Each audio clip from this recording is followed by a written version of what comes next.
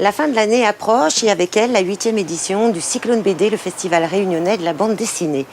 Le secteur est très foisonnant en termes de création. Il y a beaucoup d'auteurs, dont des noms connus, Chauvel, Lian, Hippolyte ou encore TM. Je vous propose tout de suite un panorama de cette filière avec deux de ses principaux éditeurs, Centre du Monde Édition et des Bulles dans l'Océan.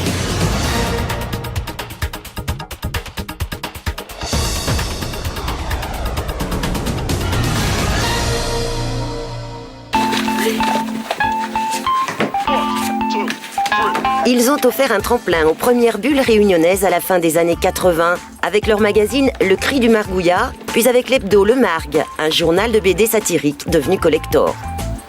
Aujourd'hui, via leur société d'édition Centre du Monde, ils réussissent l'exploit de publier un album par an. Le 13e sera en vente en novembre. Légende créole, un ouvrage collectif qui réunit 15 auteurs autour d'un thème, dans le plus pur style de l'école du Margouillat. Nous, on n'a pas les moyens d'éditer un album pour un auteur très souvent dans l'année. Donc on a préféré faire un collectif qui permet de mettre en évidence les talents de chacun sur une période donnée et qui pour nous ne soit pas trop lourd financièrement parce qu'on n'aurait pas les moyens de faire 10 albums dans l'année, quoi, c'est ça. Regroupés en association depuis leur début au sein de Bande Dessinée, les auteurs du Cri du Margue ont pu pour certains faire une carrière nationale. C'est le cas de TM, créateur du personnage Tiburce, devenu un blockbuster à La Réunion. Vendu à 50 000 exemplaires depuis le premier tome, coédité avec une major nationale, l'attachant Tiburce reste un moteur pour l'édition BD réunionnaise, soutenue par des subventions qui se réduisent d'année en année. On vit avec ces petites faibles subventions et surtout grâce à la vente des albums, puisque finalement nous éditons des albums, c'est aussi pour les vendre et on a un album qui marche très bien, qui marche depuis une bonne dizaine d'années, c'est Tiburce 1, 2, 3 et 4 et grâce à Tiburce, nous arrivons à survivre et éditer de nouveaux albums. En 1994, Flo van der Merch est une des premières auteurs féminines du Cri du Margouillat. 20 ans plus tard, elle sort son premier album aux éditions Centre du Monde.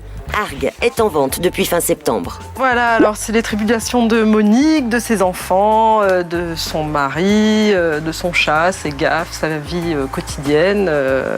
Voilà, c'est un regard humoristique sur le quotidien de la mère de famille survoltée. C'est pas mon métier, pour l'instant je n'en vis pas, ça c'est pour le plaisir. Les temps sont durs pour les héros de BD et leurs auteurs carburent à la passion. De 3000 exemplaires en 90, le tirage est aujourd'hui limité à 800 pour les albums collectifs.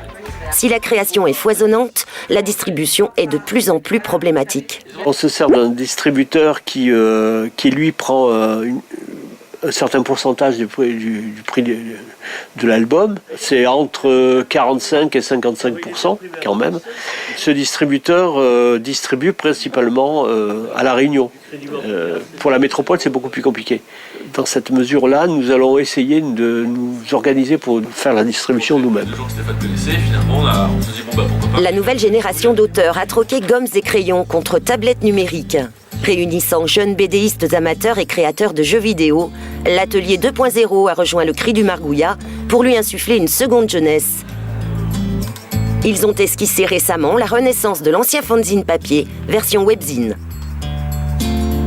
On était très motivés pour participer à ce fameux Cri du Margouillat qui a édité Tiburce et tout. Enfin, c'est vraiment l'image de nous tout petits.